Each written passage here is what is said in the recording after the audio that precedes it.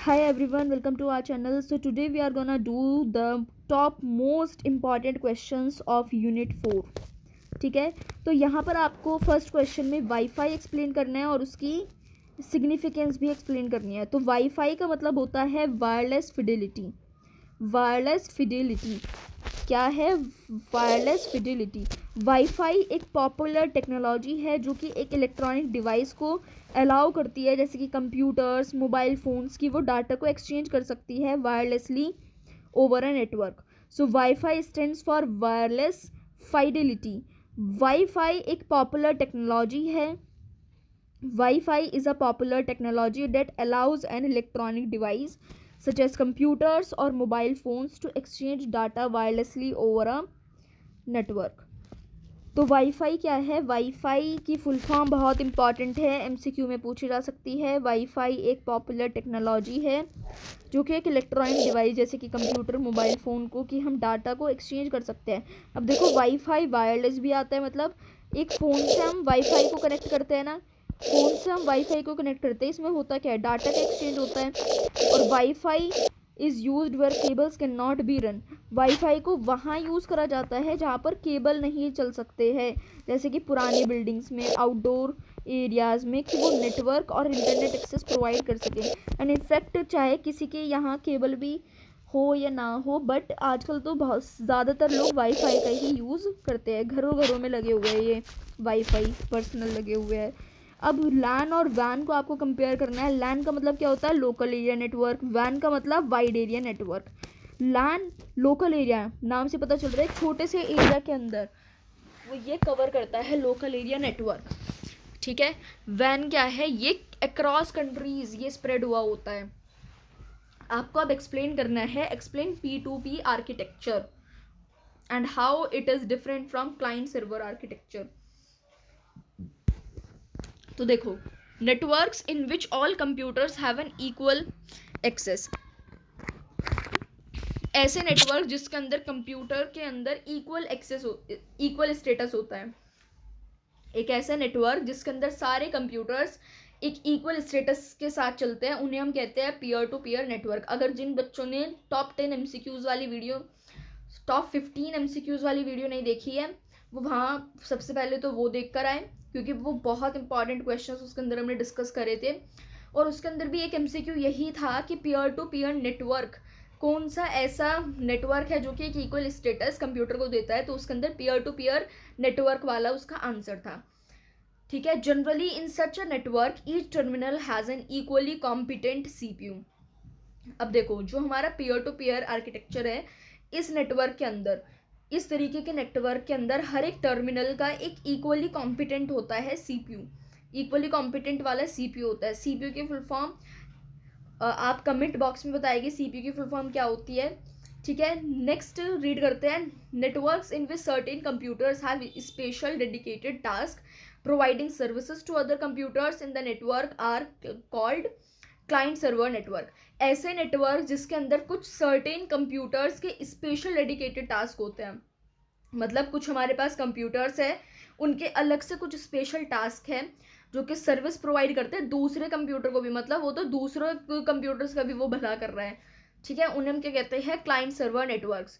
The computers which provide services are called server. जो computers service provide करते हैं उन्हें हम सर्वर्स कहते हैं, और जो सर्विसेज यूज़ करते हैं उन्हें हम क्लाइंट कहते हैं. तो क्लाइंट सर्वर नेटवर्क क्या है? जो सर्विसेज को यूज़ करते हैं, जो कुछ स्पेशल डेडिकेटेड टास्क जो कंप्यूटर्स की सर्विस को यूज़ करते हैं, उन्हें हम क्लाइंट कहते हैं. इसी वजह से इसका क्लाइंट सर्वर आर्किटेक्चर इसका नाम है. कोई भी 3 की फीचर बताओ इंस्टेंट मैसेजिंग के. तो 3 की फीचर क्या है? अगर text messages can be send to 1 or more person, हम टेक्स्ट मैसेजेस एक या फिर एक से ज़्यादा, अगर हमने जैसे कि व्हाट्सएप पर ही ग्रुप बन जाते हैं, स्कूल के ग्रुप होते हैं, उसके अंदर आप तो पर्सनली एक तो मैसेज कर सकते हैं किसी भी पर्सन को, या फिर आपने ग्रुप बनाया हुआ है और कई सारे लोगों को एक साथ इंस्टेंट मैसेज कर सकते हैं. ऑडियो कॉलिंग एंड कॉन्फ्रेंसिंग, आप ऑडियो कॉल कर सकते हैं, कॉन्फ्रेंस कर सकते हैं, वीडियो कॉल कर सकते हैं, या फिर कॉन्फ्रेंस कर सकते हैं. एक ब्लॉग क्या होता है, उसका यूज़ बताओ. ब्लॉग एक डिस्कशन स्टाइल साइट होती है जो कि नॉन टेक्निकल लोगों के द्वारा यूज़ होती है। Users for creating personal web pages. तो देखो, ब्लॉग एक डिस्कशन स्टाइल साइट होती है, एक नॉन टेक्निकल यूज़ होता है, मतलब आप बिना नेट के भी उसे यूज़ कर सकते हैं।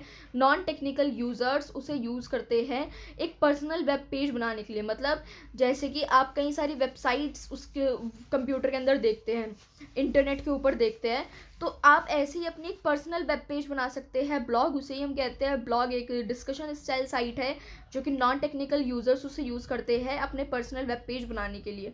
ब्लॉग्स भी बिल्कुल सिमिलर होते हैं, एक ऑनलाइन पर्सनल डायरी के थ्रू तरह होते हैं। मतलब ब्लॉग क्या है, आप अपने पर्सनली एक, मतलब वो आप चाहे आपके पास इंटरनेट हो या ना हो, आप पर्सनली अपनी एक डायरी की तरह उसे यूज़ कर सकते हैं, जो कि बहुत ही ज़्यादा सिंपल होता है यूज़ करना। We can use a blog to convey messages about events, announcements, news and reviews. हम एक ब्लॉग को यूज़ कर सकते हैं अपने मैसेजेस, अपने थॉट्स को कन्वे करने के लिए, किसी भी इवेंट, अनाउंसमेंट, न्यूज़ या फिर रिव्यू देने के लिए। अब जैसे कि कई सारे लोग हैं, रिव्यू देते हैं, वो कोई उन्होंने प्रोडक्ट खरीदा, अब वो रिव्यू दे रहा है उसका उस ब्लॉग पर जाकर, न्यूज़ दे रहे हैं, अनाउंसमेंट कर रहे हैं किसी भी चीज़ की, इवेंट के बारे में बता रहे हैं। ठीक है, नेक्स्ट देखते हैं, explain the need to clear data stored in browsers. अब नीड बताओ, क्या ज़रूरत है कि ब्राउजर्स के ऊपर जो भी हमारा डाटा वगैरह होता है उसे क्लियर करना। ब्राउजर्स ऑफन प्रॉम्प्ट का मतलब क्या होता है, क्विक। ब्राउजर्स काफ़ी बार यूजर्स नेम, पासवर्ड्स को वो सेव कर लेते हैं, बहुत क्विकली वो सेव करते हैं। When users attempt to log on to websites. देखो, जो वेबसाइट्स के ऊपर कई सारी जो वेबसाइट्स है वो सबसे पहले लॉग इन मांगती है कि आप लॉग इन करो। तो ब्राउजर्स क्या करते हैं, जो हम यूज़र नेम उसके अंदर, देखो लॉग इन कैसे करेगी, उसके अंदर यूज़र नेम और पासवर्ड मांगा जाता है। तो ब्राउजर्स बहुत जल्दी सेव कर लेते हैं हमारे यूज़र नेम को और पासवर्ड को। तो ब्राउजर्स हमारे डाटा को स्टोर कर सकते हैं, जैसे कि सबसे पहले कुकीज़ आता है, कुकीज़, विजिटेड वेबसाइट्स और web pages data, browsing history etcetera. मतलब जो भी चीज़ हम करते हैं वो सारी हमारी सेव होती रहती है, स्टोर होता रहता है वो data. However it is not advisable to leave the web browser store this data particularly on public or shared computers. ये हम एडवाइज नहीं कर रहे हैं कि अब आप अपनी सिक्योरिटी के कारण वेब ब्राउज़र ही यूज़ करना छोड़ दो। Store this data particularly on public or shared computers, so it is advisable to clear data stored in browsers particularly on public or shared computers। तो देखो, ये एडवाइस करा जाता है कि आप डाटा जो भी आपके स्टोर हुआ है ब्राउजर्स के अंदर वगैरह, उसे आप कुछ ऐसे पब्लिक या फिर शेयर्ड कंप्यूटर्स पर स्टोर ना करके रखें। ठीक है, आप उसे क्लियर कर दो उस डाटा को। एंटीवायरस या फिर एंटी स्पाईवेयर का यूज़ क्या होता है। एंटीवायरस या फिर anti spyware programs offer real time protection monitoring your computer for any changes by malware software. तो एंटीवायरस और एंटी स्पाईवेयर सबसे पहले तो एक प्रोग्राम्स है जो कि एक रियल टाइम प्रोटेक्शन देते हैं कि वो आप जो भी आपके सॉफ्टवेयर के अंदर जो भी चेंजेस आ रहे हैं आपके कंप्यूटर के अंदर, उसकी मतलब उसे प्रोटेक्ट करता है। अगर हम एंटीवायरस डाल देंगे, कोई भी अगर हमारे कंप्यूटर को, कोई भी हमारी इलेक्ट्रॉनिक आइटम को हैक करने की कोशिश कर रहा है, तो वो एक प्रोटेक्शन देगा। अगर हमने अपने कंप्यूटर के अंदर पहले ही एंटीवायरस इंस्टॉल करवा रखा है, तो कोई भी अगर हमारे कंप्यूटर सिस्टम को हैक करने की कोशिश कर रहा है, तो वो उसे अपोज करते हुए एक रियल टाइम प्रोटेक्शन देगा। हमारे कंप्यूटर को मॉनिटर करता रहेगा एंटीवायरस कि कोई भी चेंजेस, कोई मालवेयर सॉफ्टवेयर, मतलब कोई बेकार सॉफ्टवेयर अलग से आके तो कोई मेरे कंप्यूटर में चेंज नहीं कर रहा है। तो antivirus will protect our computer. So keep your antivirus and anti spyware software always up to date. तो इसलिए हमेशा हमें अपने सॉफ्टवेयर को हमेशा अप टू डेट रखना चाहिए। ये नहीं कि हमने एंटीवायरस 2 साल पहले डलवाया था और वो अभी तक हमारे कंप्यूटर में चल रहा है, ऐसा नहीं, हमें अपडेट करवाना चाहिए वो। ठीक है, this can help in protecting your computer from any threats. कोई भी थ्रेट से हम भी बचने के लिए ये एंटीवायरस एंड एंटी स्पाईवेयर मदद कर सकते हैं। कोई भी 3 टाइप्स ऑफ हैजार्ड्स बताओ। हैजार्ड्स का मतलब कोई भी 3 तरीके जो हमारे मुसीबत में हमें ला रहे हैं। Physical, chemical, biological, mechanical. ठीक है, फिजिकल, केमिकल, बायोलॉजिकल, मैकेनिकल, कोई भी 3 लिख सकते हैं आप इसमें से। हेल्दी लाइफस्टाइल की इंपॉर्टेंस क्या है? हेल्दी लाइफस्टाइल एक हेल्दी बीइंग को लीड करती है। Healthy lifestyle leads to a healthy being. एक हेल्दी लिविंग एक लास्टिंग इम्पैक्ट होता है एक इंडिविजुअल का, उसके घर पर और उसके वर्क प्लेस पर भी। एक हैप्पी और एक हेल्दी वर्कर हमेशा अपना बेस्ट देता है अपनी एबिलिटी का, मतलब जितनी उसके अंदर कैपेबिलिटी है वो अपना बेस्ट लगा देता है। कोई इंसान हेल्दी उसकी लाइफ स्टाइल है, मतलब हर जगह वो खुशहाली है, तो वो अपना 100% भी वो इंसान दे पाता है। अब जो इंसान पहले से ही डीमोटिवेटेड है, पहले से ही डिप्रेशन में, वो क्या अपना किसी भी काम के अंदर अपना बेस्ट तो नहीं दे पा रहा होगा वो इंसान। अब कोई भी 4 पॉइंट बताओ कैसे हम एक हेल्दी लाइफ स्टाइल को जी सकते हैं। तो हेल्दी लाइफ स्टाइल के अंदर ये चीज़ें इंक्लूड रहती है। एक तो हेल्दी ईटिंग हैबिट्स रखो, ये नहीं कि आप पिज़्ज़ा बर्गर मैगी वगैरह ये सब कुछ खा रहे हैं, जंक फूड अवॉइड करो बिल्कुल। हेल्दी फूड आइटम्स के ऊपर मूव ऑन करो एंड फिजिकल एक्टिविटीज़ करो, रनिंग करो, बाइसिकलिंग करो। स्ट्रेस मैनेजमेंट, अपने स्ट्रेस को मैनेज करो, इतना ज़्यादा टेंशन नहीं लेना है। हेल्दी माइंड रखो, बिल्कुल अपना फ्रेश माइंड रखो। साउंड स्लीप लो, मतलब थोड़ी सी रिलैक्सिंग म्यूजिक सुनते सुनते सो जाओ, या फिर एक प्रॉपर स्लीप अपनी लो।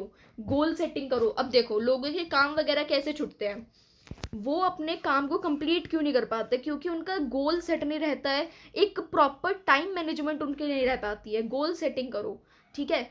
तो ये कुछ 6-7 चीज़ें, ये तो आई होप कि आपको ये पहले से ही पता हुई होगी, ठीक है। सो ये हमारे टॉप 10 क्वेश्चंस भी कंप्लीट हो गए हैं। So thanks for watching.